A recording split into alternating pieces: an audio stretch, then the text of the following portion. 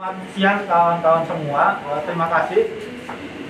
Hari ini Komnas HAM menerima pengaduan dari paguyuban staf atau karyawan PPNPM BPPT yang terdampak karena kebijakan pemerintah terakhir integrasi ke green, gitu.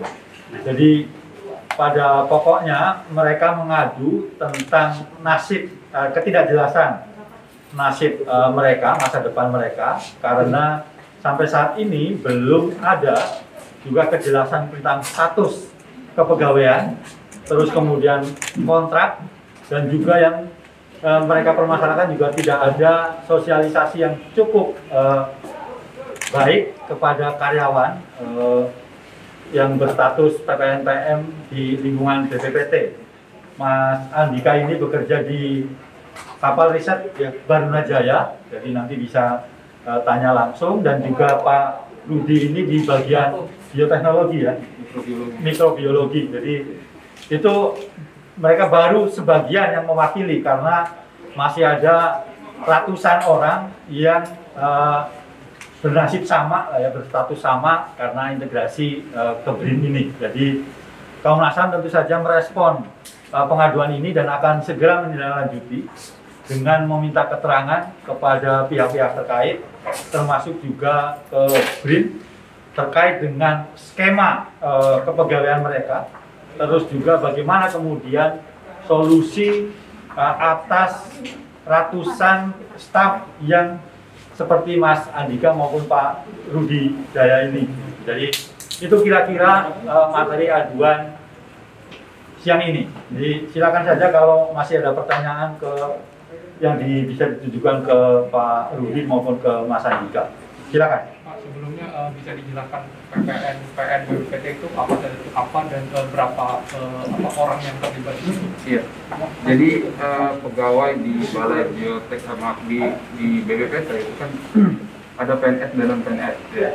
Nah, kita masuk di kategori non PNS dan kebanyakan kita itu memang sudah bekerja di atas 5 tahun.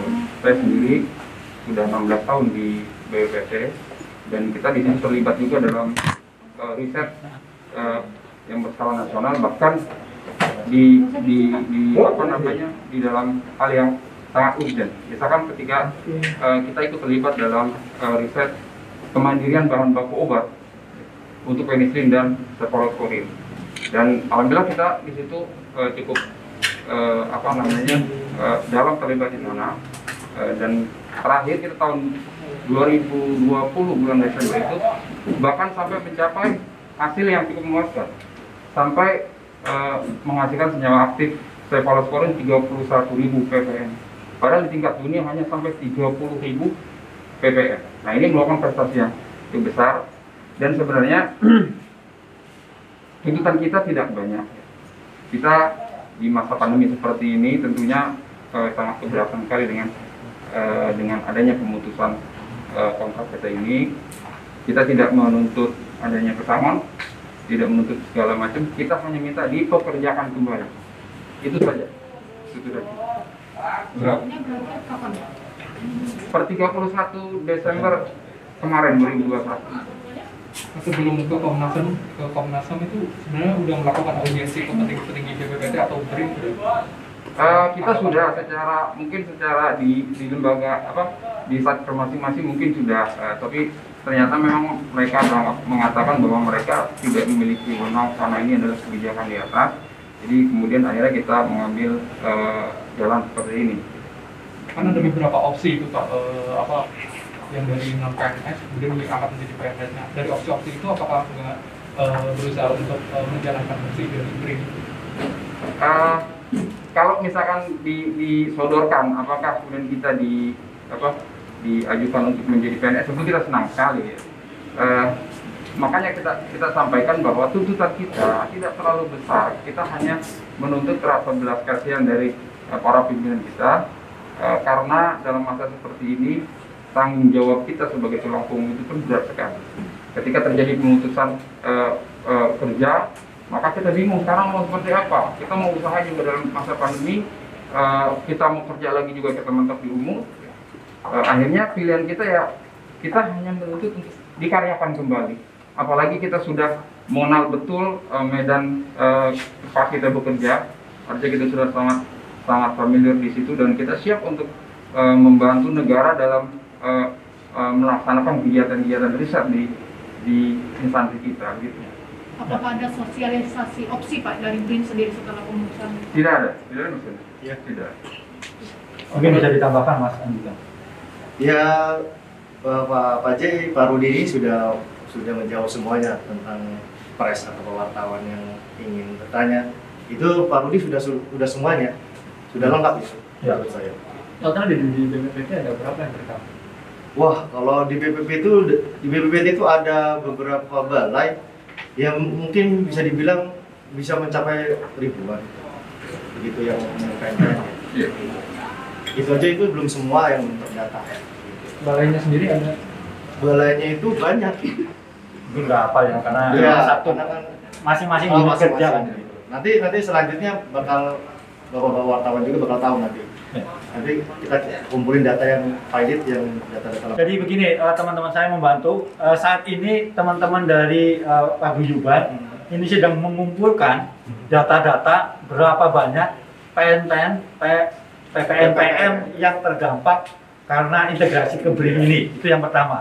Yang kedua juga sedang menyusun data-data terkait dengan berapa lama masa kerja dari masing-masing orang, karena ada yang 17 tahun, ada yang 19 tahun dan yang lain sebagainya. Itu juga kami Komnas HAM sedang meminta kelengkapan data itu, termasuk juga terkait dengan sosialisasi. Apakah ada sosialisasi seperti yang disampaikan oleh Kepala BRIN dalam beberapa wawancara? Karena tadi disampaikan tidak ada sosialisasi di masing-masing unit kerja. Artinya, tapi kan kita harus melihat sosialisasinya seperti apa. Itu yang ketiga. Yang keempat, dalam kesempatan ini saya juga ingin menyampaikan, saya kira negara harus juga menghargai jerih payah atau upaya kerja keras dari kawan-kawan ini semua. Meskipun tidak terlihat di media, begitu, tidak terlihat di publik, tapi riset-riset yang ada itu juga saya kira membantu Indonesia lebih maju. Bahkan tadi ada Pak Ishak Ismail, itu nahkoda kapal riset Barunajaya, ikut membantu menemukan black box Lion Air yang jatuh di perairan mana? Karimata ya, Karimata, dan dapat penghargaan langsung dari Presiden Jokowi. Saya kira tenaga-tenaga potensial atau sumber daya manusia yang potensial di Republik ini harus dihargai sejarahnya dan peran terhadap riset yang ada di Indonesia. Saya kira itu ya. Terima kasih. Kami Komnas HAM menantikan kelengkapan data dari teman-teman ini. Gitu ya. Selanjutnya mungkin ada pemanggilan dari Presiden. Ya, tentu saja Komnas HAM akan meminta keterangan dari BRIN terutama, dan kemudian juga kementerian atau lembaga terkait lainnya. Gitu. Karena ini kan bagaimana juga integrasi BRIN ini kan juga ada rentetannya dengan Undang-Undang Cipta Kerja, gitu ya. Nah, bagaimana kemudian hubungannya antara BRIN dengan kementerian lembaga lain yang terkait dengan pelaksanaan Undang-Undang Cipta Kerja itu. Begitu. Saya kira itu ya. Terima kasih. Selamat siang.